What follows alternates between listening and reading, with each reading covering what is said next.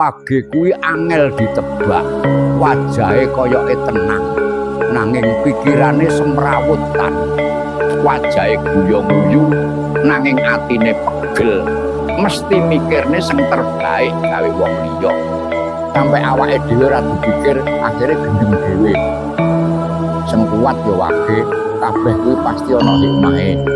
Eling nak, yen lagi nesulan emosi, ndang disirep didem dhewe atine, yen ngomong sing ati-ati. Aja batin mendem dendam, kedu eling wetonmu kuwi Wage. Yen batin lan pikiranmu nyawiji, kudu geni sabda Pendhita Ratu.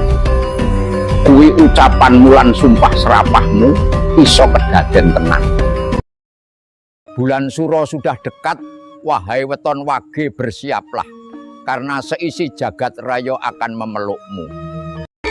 Iki gawe weton Wage, yen tak delok watakmu kuwi dan apike ora umum, peduli ora ukur. Sabarmu jembar, ora isonan marang sesame, tutur katamu lembut, ora seneng gegeran, lan enenge nerima, enenge mung ngalah, meneng tur nangis.